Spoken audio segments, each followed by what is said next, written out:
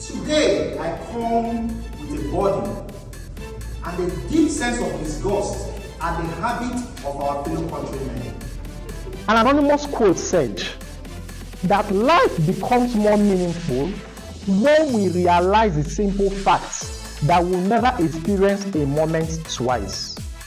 Seek counsel and look for counsel on that subject matter.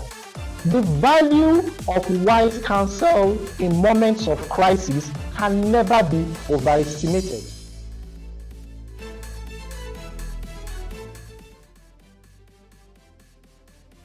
The story of a man that wanted to solve him by the wall of his house. However, despite several warnings and passionate pleas, people ignored him as passers-by found it convenient to relieve themselves by this particular wall of his fence. So one day, exasperated, he got a eureka idea, and he got very red paint and changed the message on that fence. And what he wrote was, "This is the shrine of a native doctor. Relieve yourself here at your own peril." And after that day, people paid attention. And they stopped paying by the fence of his house. Toastmaster of the day, my fellow Toastmasters and guests, good evening. Good evening.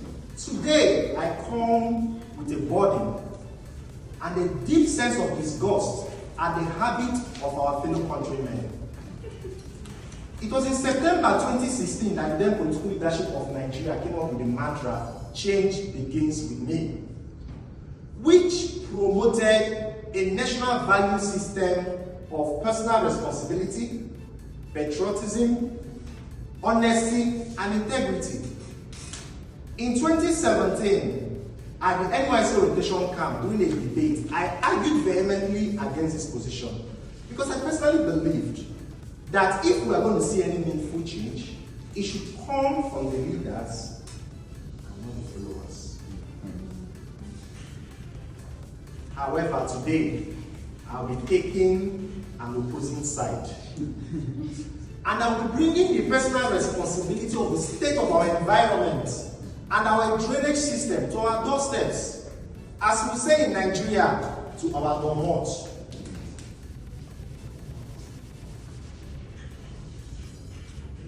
And I want to start with a story that was told me by an erudite professor.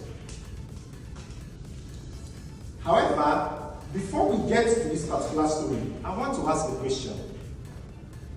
The first question I want you to answer. The second question, you have to deal with your creator.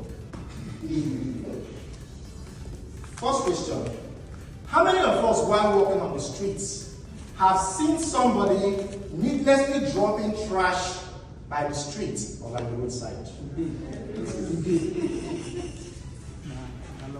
So how many persons have seen that? That's good. How many persons, one time or the other, have been the person dropping the trash on the street or in the drainage system?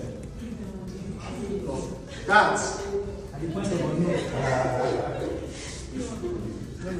between you and your creator to decide. Now this shows us one thing, that over time, Nigerians have not learned the very good habit of trashing our trash in the trash. Sometimes while driving on the road, I observe a very beautiful luxurious car. And while I'm observing and admiring the car, and as Pentecostals will do, tapping into the blessing, hoping one day the car will be mine, I will see a well-suited hand, or sometimes a well-manicured hand, slowly coming out of the windows of the car and dropping trash while the car is still in motion. Sometimes the trash could happen to be very dangerous banana peels, granite peels, or whatever it is the occupants of that car chose to gorge themselves with on that particular journey. And then you ask me, where should they trash it? Is it in the car? And this brings me back to the story that was told me by an erudite professor of law in Nigeria, a former director, deputy director general of the Enugu campus of the Nigerian Law School. And he told me this story while we were on the stakeholder engagement. He said that one day he had cause to accost somebody on his estate. The guy had dropped a sachet of water on the street. The professor said he blocked the guy and refused the guy from moving forward. And he insisted that the guy must pick that sachet of water before the guy moved on. The guy refused, and the professor refused to budge. And insisted that the guy either trashes it properly or he will put it in his car until he gets to wherever his destination was to trash it accordingly. Of course, the guy eventually did what he was supposed to do. And the answer to my question, yes.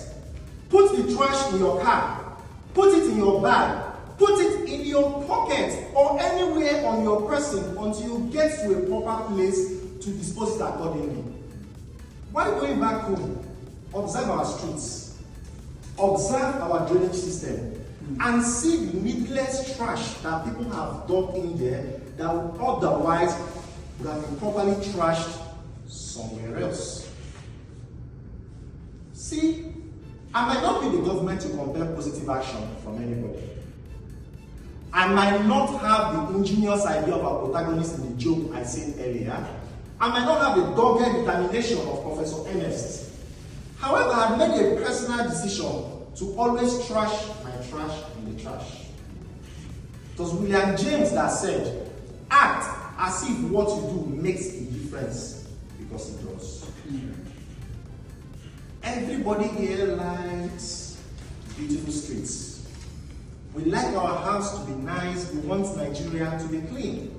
However, it starts with a personal decision that we all are going to make today that will start trashing our trash properly. So today, I will invite all of you to join me in making that decision and that commitment. And you repeat after me. After today. After today. I will trash my trash in the trash. That is beautiful. You can put your hands and make the pledge. After today. I will trash my trash in the trash. And the decision we are making today will make a difference. John F. Kennedy said, one man can make a difference, and everyone should try. Christmas.